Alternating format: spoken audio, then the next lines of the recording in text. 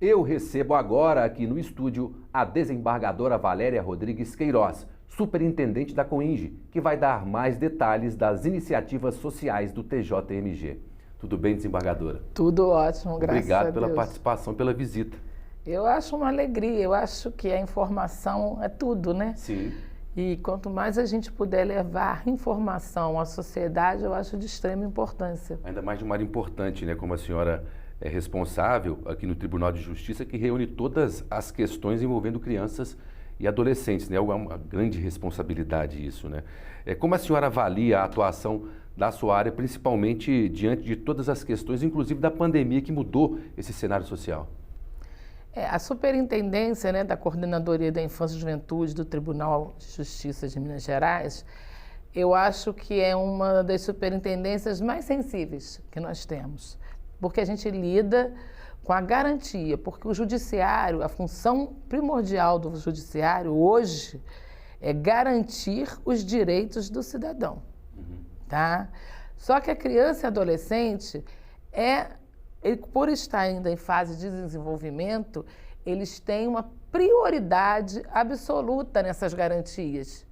Então, cabe ao Poder Judiciário garantir que as crianças não tenham seus direitos violados. E, infelizmente, no nosso país, as políticas públicas voltadas para crianças e adolescentes são poucas. São geralmente políticas assistencialistas e não políticas sociais, que façam com que os direitos básicos deles sejam atendidos, como saúde, educação, lazer, cursos profissionalizantes. Então, o papel da Superintendência da Infância do Tribunal é promover esses direitos com ações que o Tribunal faz, programas que visam a socioeducação, ou seja, não só políticas sociais, mas políticas educacionais para a gente formar essas crianças e dar-lhes oportunidade. Porque a maioria das crianças no nosso país vive em situação de miséria, não tem visibilidade nem oportunidade para alcançar, né, o que uma classe média, uma classe alta alcança, como educação, saúde e profissionalização. Quanto à adoção nacional, como a senhora avalia hoje essa coordenação de políticas públicas no âmbito do Poder Judiciário relativas à infância e juventude? Eu acho que, olha, eu atuo, né, exclusivamente na área da infância e juventude, né? Apesar de ter 30 anos de magistratura, eu atuo nessa área há 20 anos. Então, a gente vê o processo de evolução que tem sido dado pelo Poder Judiciário à adoção. Por quê? Porque o CNJ, né, que é o Conselho Nacional de Justiça, criou um banco que a gente chama Sistema Nacional de Adoção, onde ali fica um banco de dados de todas as crianças do Brasil que estão aptas para a adoção. O que isso vem te beneficiar? Antigamente você se inscrevia aqui no Fórum, na Vara da Infância de Belo Horizonte, mas você não tinha acesso aos outros estados. Você ficava limitado, esperando aparecer essa criança aqui. Hoje, quando você recebe a sentença de que você está apto a adotar, que se chama habilitação, o perfil da sua criança, ele vai para um banco nacional. Às vezes não está aqui, mas está lá em Manaus.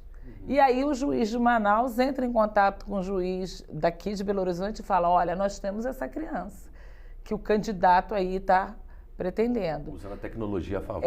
E outra coisa, então, isso diminuiu muito o tempo de espera, porque todo mundo sempre reclamava, olha, adotar no Brasil demora muito, não sei quantos anos.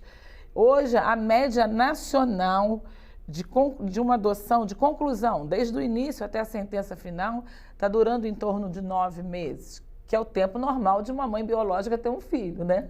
Então, ninguém tem mais o que reclamar.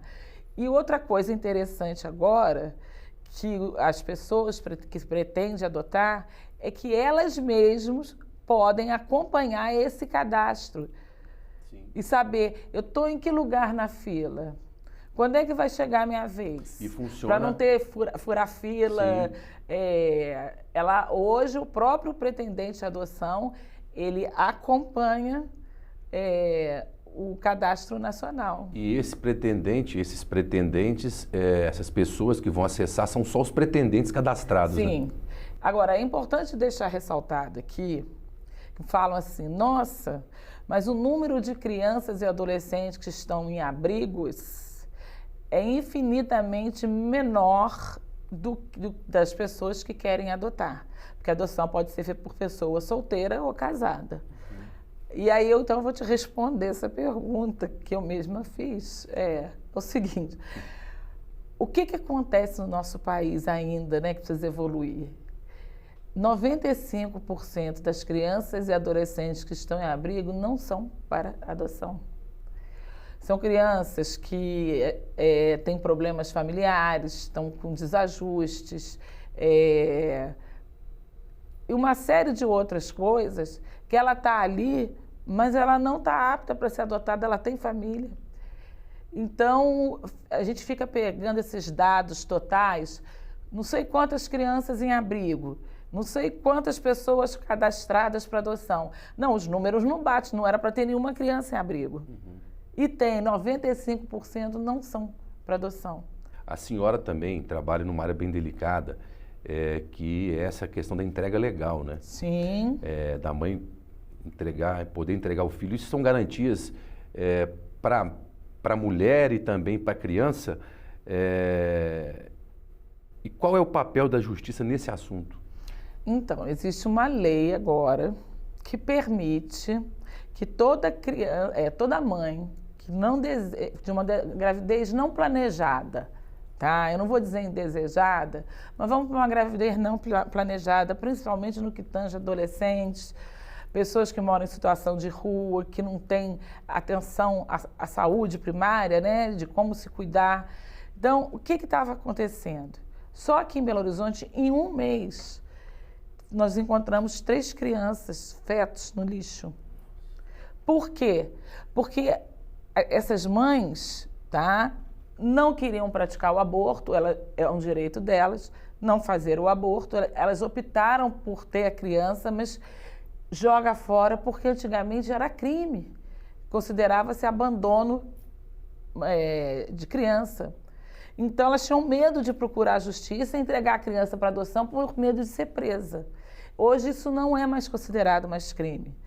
Aquela mulher que está com uma gravidez não planejada, ou que não tem condições de criar, ou que é muito jovem, às vezes os pais, né, não aceitam, elas podem, já no início da gestação, procurar a vara da infância de qualquer comarca e falar lá para o juiz que ela está grávida, mas que ela não quer ter o filho. O que é feito? Ninguém fica estimulando ela também para dar em adoção.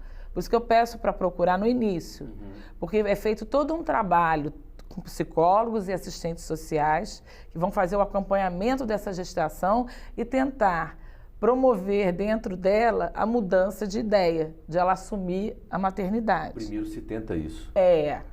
Importante. Depois, se mesmo assim ela teve o bebê, não, eu não quero, essa decisão dela é sigilosa, ninguém fica sabendo, tá?